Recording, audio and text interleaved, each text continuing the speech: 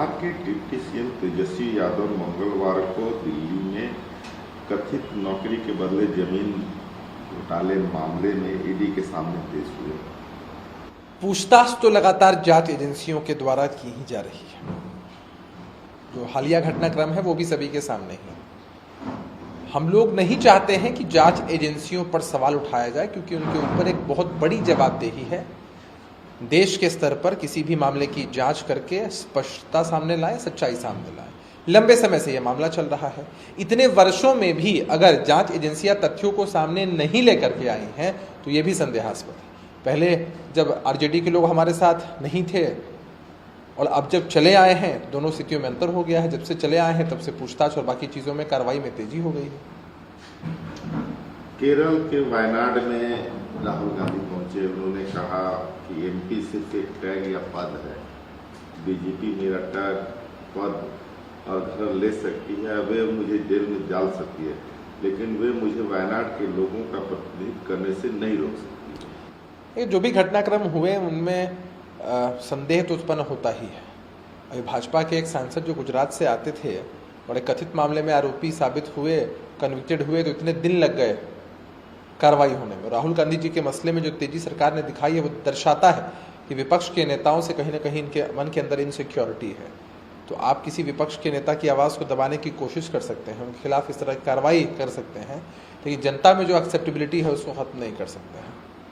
राजस्थान नेता कांग्रेस नेता सचिन पायलट ने दिन भर का अनशन रखा है जो समाप्त हो गया। उन्होंने कहा कि वसुंधरा राजे सिंधिया के नेतृत्व वाली सरकार के दौरान कथित भ्रष्टाचार के खिलाफ कार्रवाई की मांग को लेकर उन्होंने धरना दिया।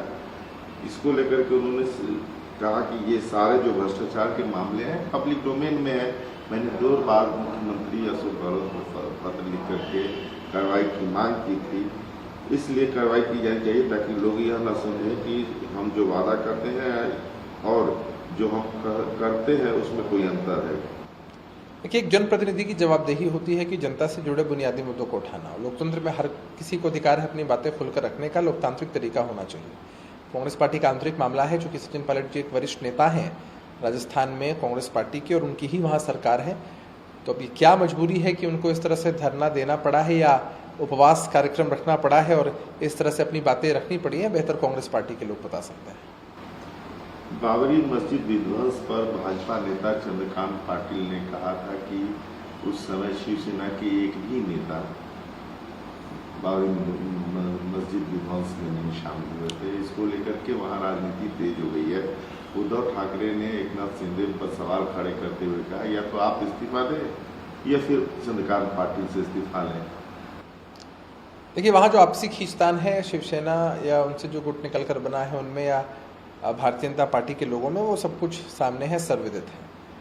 शिवसेना के प्रमुख हुआ करते थे दिवंगत बाला साहब ठाकरे जी। इस मसले पर उनका क्या क्लेम था विभिन्न इंटरव्यूज के माध्यम से देश की जनता ने देखा है। आश्चर्य तब लगता है, ताज्जुब तब होता है जब इन लोगों के लिए धर्म इतना बड़ा मुद्दा हो जाता है। देश के बुनियादी मुद्दे चर्चा का विषय नहीं रहते हैं। नीतीश कुमार 3 दिवसीय दौरे पे दिल्ली गए हैं।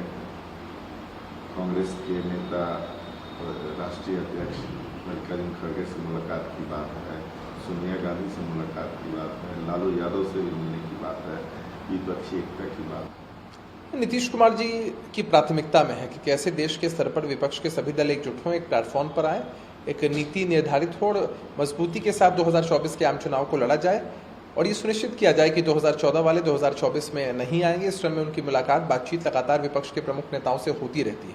अब इस बात से भाजपा के लोगों के पेट के अंदर दर्द होता है तो उसमें हम लोग कुछ नहीं कर सकते हैं। क्योंकि नीतीश कुमार जी जैसे ही दिल्ली जाते हैं, भाजपा के लोगों का राजनीतिक पारा बढ़ जाता है और अनाप शनाप बयानबाजी होने लगती है, जो दर्शाता है कि वो लोग इस बात से इनसिक्योर हैं।